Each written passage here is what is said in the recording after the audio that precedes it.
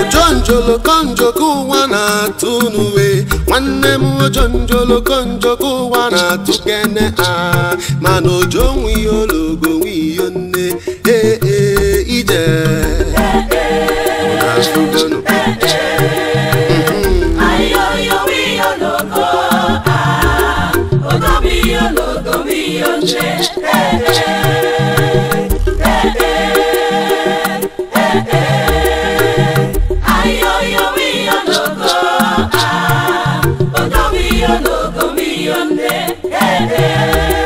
Akachiani bani onu mekene giyo Professor Lochiani onu mekene beno Imano jonwi yologo wiyone ije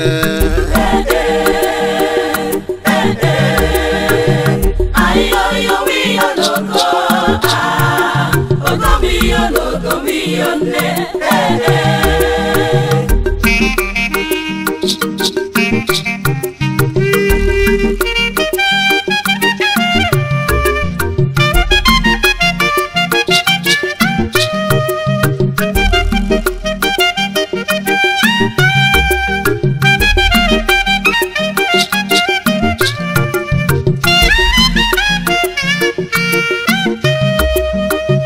Egwanya sobae Orobo da jobo lendi wegu Egwanya sobae Imana unisi kifa wegu Egu megu mo Egwanya sobae Egu ogalanya Oda jubani wegu Egwa ije jife Egwanya sobae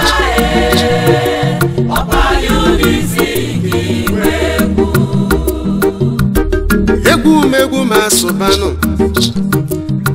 ọrụ obodo ajụbole ndị ji egwu anyị ebe ọbụla mụ chele egwu ọrụ obodo a na-ajụsi ole ndị nwe egwu ma ọkwanụ Unisiki afa nwe egwu Akajiani Ilochi Okafọ aya nwe egwu Ibezi anụ na Unisiki Ọka Ibia na Department of Music na fan egwu egwu a bụ egwu anyị ji eje ife egwu ọgaranya egwu ndị na-eme oyibo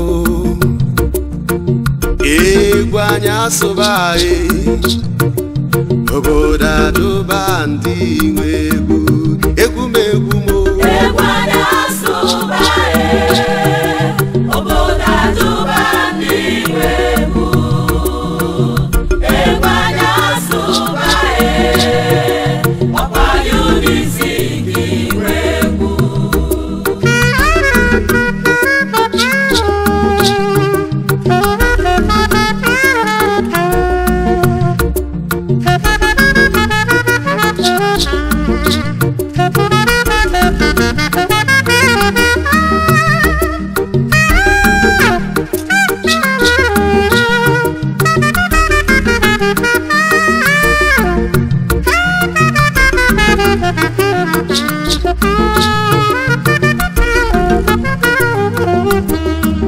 Ekene lomo Professor Boniface Ebuka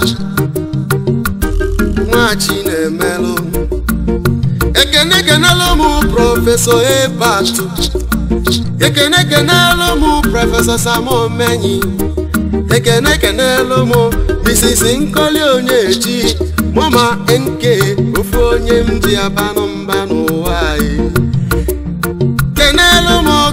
uche onye ịmatado ezi ọgọmọnye ọ ga-adịlụ mma. Kenelu mụ Mr.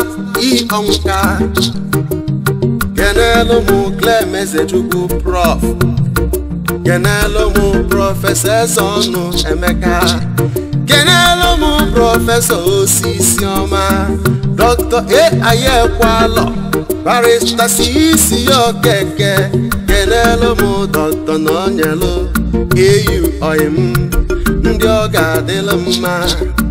Kenelu mụ Dr. Stan Udedi, ndị Oyo. Obodo adụba n'inwe egwu.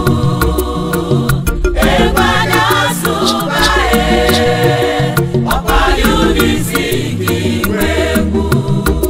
Ekene mụ Prọfesọ Obegwu Atọ, ekene mụ Prọfesọ Ayagbata, ekenezielu mụ Dr. Joseph Ikeja, kenelu nụ Prọfesọ PC Nnabude, Prọfesọ Nnabude, kenelu mụ Dr. Mike Oti, kenelu mụ Dr. J.C. Orakwe. Egwu anyị asụba ọkpọ Unizik inwe egwu. Egwada asụba obodo adụba n'inwe egwu. Egwada asụba ọkwa Unizik inwe egwu. Ekene mụ ndị dinu niile, ekene mụ Prọfesọ Okeume nwoke na-azọ onwe ya, Moses onye m ji eje ife na Faculty of Arts, eje mụ na edukeshọn ndị ọma. Ekene mụ Prọfesọ J.O. Okafọ, Prof biko kenelu mụ Dr. Ngozi Anyịkwa. Ekene mụ Prọfesọ Ọfọdụ n'injiniarin, onye ọcha bịara ụwa n'oji ọgọ iluchi. Ndị environmental kenebe na-ekene uche ekene na nke Prọfesọ J. Igbokwe. Eche m na lọ kene Prọfesọ Greg Nwakobi, esi enyi m ji eje ife. Prof kenelu mụ Barrister Ken Nwaọgụ Oyim, na Ken si na onwero ife na-emecha. Echebe m na Management Sciences, ekene mụ Prọfesọ Umebali, esi nwanne m. Prof kenelu mụ Dr. Chisobe Ekwueme, ekene mụ Prọfesọ MC Nwosu na Medicine. Ndị Health kene Prọfesọ Ifeome Nwani, ndị Social Sciences kene Prọfesọ Ọnụ, ekene mụ Prọfesọ L.O. Anike na Natural Sciences, isi Oyim ọma. Keduzi maka Prọfesọ Emeka Ezeọnụ, Dean Student Affairs, ezi Oyi dị mma. Biko nụ kenelu mụ Dr. Chris Anyamene, ezi Oyi Chris na-asọgbu ma asọgbu Oyim. Kedu maka PRO Chukwu, Mr. Ochukwu, kenelu mụ Godson Okafọ Oyim.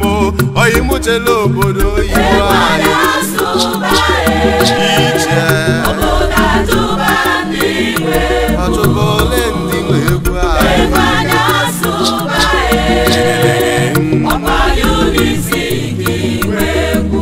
Venerable Prọfesọ Israel Okoye Chaplain mo, ekene mụ ndị na-emelụ m ife. Prọfesọ S. Ayokwa na-asọ, Prọfesọ G.C. Unachukwu Orimili Atata, ekene Prọfesọ Onyale, kene Prọfesọ Umeasiegbu, kene Venerable Prọfesọ Ben Okeke, Prọfesọ F.J. Odigbo, Reverend Engineer Johnny Anyachebele Oyimo, ndị Oyo.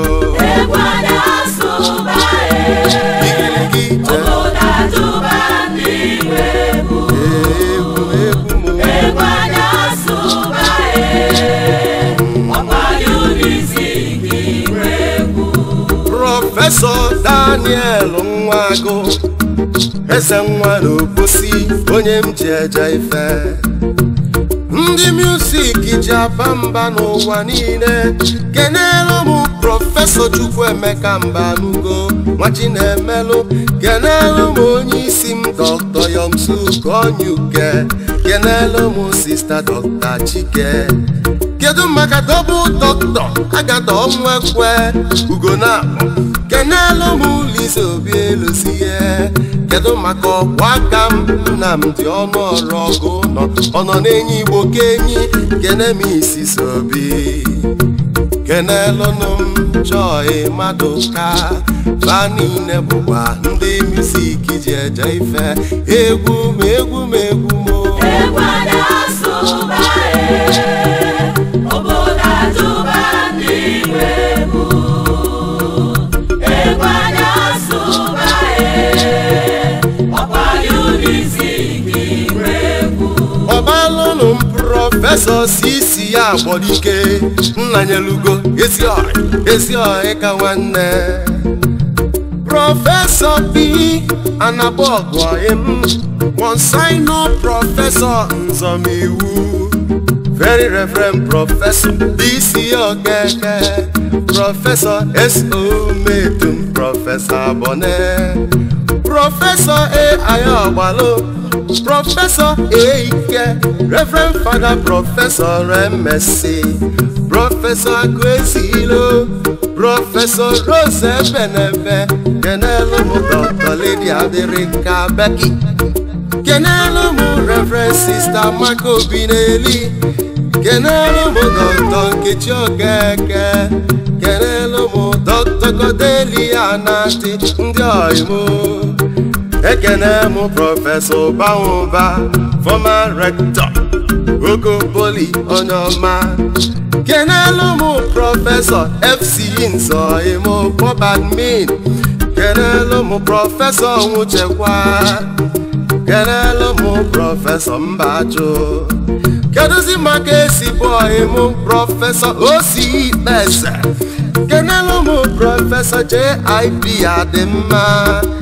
Kedu maka Prọfesọ Fieli ekene pasem Prọfesọ Madabuchi Dokoimo Nesiano Prọfesọ C.A.O. Yeka Obuzi Prọfesọ Henry Anasoimo Genetics and You Kedu Prọfesọ Rajaka ekene pasem Prọfesọ Gom Ezinna Regent of Unubioim, Kenesi Bonne Mama, Kenelo Munne Mulo Gechio, Kenesiano Professor ICO Yeka, Kenelo Professor Chekamo, Professor Chinyere Okonna, Commissioner for Information and Culture, Professor Okonna, Kenelo Dr. Keonyechi. Ọchịọra nwanyị ezi nne dị mma ekenelu m Prọfesọ Masiebu kenelu m Prọfesọ Anịzọba kedu maka ọyị m George Ọnwụdịiwe Dr. Mrs. Ogediadị kenelu m Ifeanyị Ọdịnye kenelu m Prọfesọ Onyekaọnwụ kenelu m Dr. Jude Mmadụ Reverend Father Professor Guweji Ọfọ biko kenelu m Harris Ọdịmegwu m Doctor kedu maka Prọfesọ Adasom Omenyi kenesianụ m Prof. Obiyo Okonkwo kenelu m AIT ndị ọyịmo ekene m Prọfesọ Anabọgụ ọyịm kene Prọfesọ Alice Nduo kenekwasị Prọfesọ Joe Ahanekwu ndị ọyịmo egwu na-asụba obodo atụba n'igwe egwu egwu na-asụba ọkwa Unizik igwe egwu keduzi maka Prọfesọ C.I.N. Anya ndị parasitọlọji kenelu Maribọdọ Dennis Oyim Dr. A.C. Mbanefo na psychology kenelu muli eso imo kedu maka prọfesọ ACAU Chonyoma kenelu m Dr. Joy Eisi oyim kenelu m ndị English niile Mommy ekwu n'obi Mrs. Ngozi Esenwa Heto kenafam kene Chike kene Chidi ọnụ Igbo anyị asụba n'ọkpọ Unisiki egwu mo egwu anyị asụba obodo atụba n'igwe egwu anyị asụba ọkpọ Unisiki egwu oyi mụ Mr. CE nwanna kenelu m ọgụ nna otigwe kenelu m pensụl kenelu m njelita ndị oyi m Dr. Danu Ojukwu kene ndị histri niile Dr. R.O. Ezuko kene linguistics niile Mrs. Uju Obidiegwu Dr. Frank Ofia Dr. M.N. Ono na Mrs. Nnodo kene mmadụ niile egwu anyị asụba obodo atụba n'igwe egwu anyị asụba ọkwa Unisiki egwu keduzi maka ndị tieta asị ndị ohem ndị mụ na vaanyị wee nwere egwu anyị na-eti Dr. Charles Nwadigbo oyim kenelu m nwunye ọ ga-adịrị unu mma kedu maka Maazị taa n'ụwa ndụ oyimo kenezialụ ụmụ Emebo ada anyị nwanyị amaka mma esi oyimo kenelu m Dr. Abone kene Dr. Tracy kene Ọbadiegwu oyim kene Asigbo kene Nwosu ndị oyi ka m jebe na modern European languages ndị oyimo kedu maka Dr. Mrs. J.N. Okoye Ezinne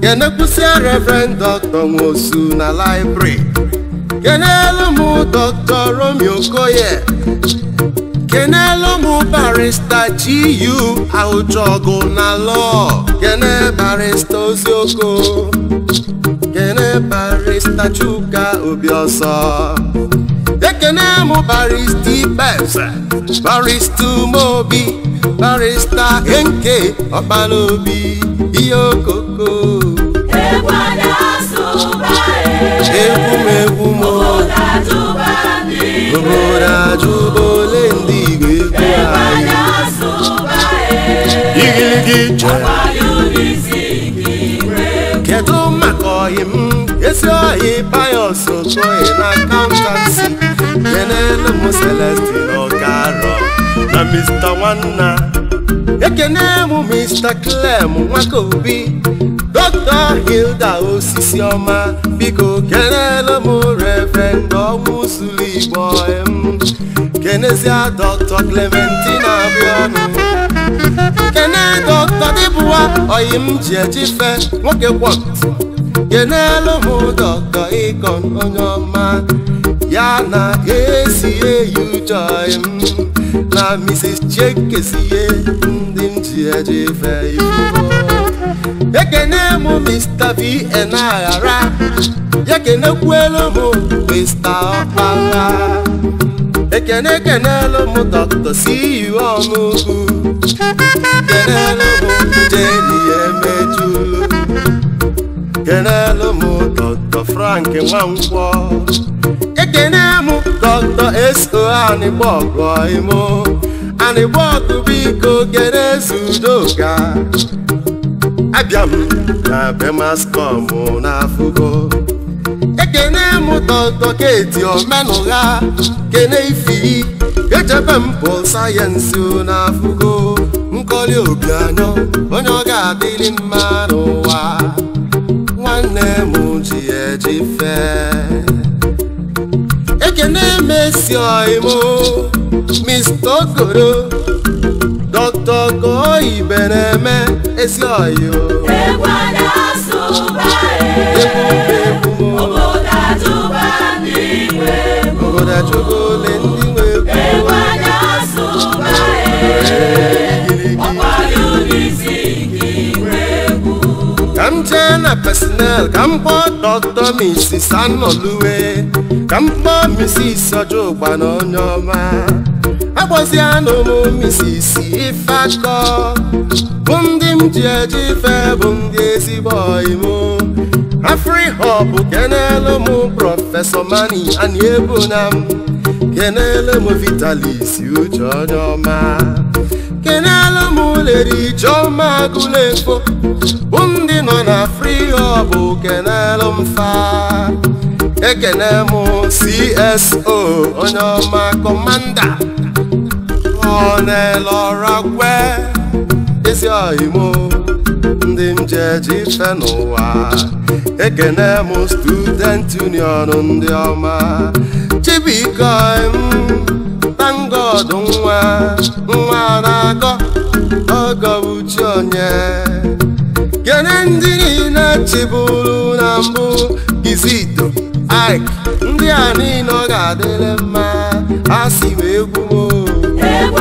na-asụba obodo atụba ndị nwe egwu obodo achụba ndị nwe egwu egwu na-asụba ọkwa Unizik nwe egwu aga m echefu Dr. Ifeanyi Obiakọ ya na Prọfesọ Ikechukwu Keche bụ ndị na-emela anyị ife n'obodo oyibo ndị m ji eje ife ndị oyi m ji aba mba ekenesia m ndị non-teaching staff niile kene ndị driver kene ndị kuku niile ayọ m ụlọ onye m akpọrọ afị ya biko egbu na m egbu ya biko emena m efe ọjọọ osirọnụ m n'aka na ọ ga-adịrọzi ifugo ka iribe ka iwere onwe ya jebe ndị egwu m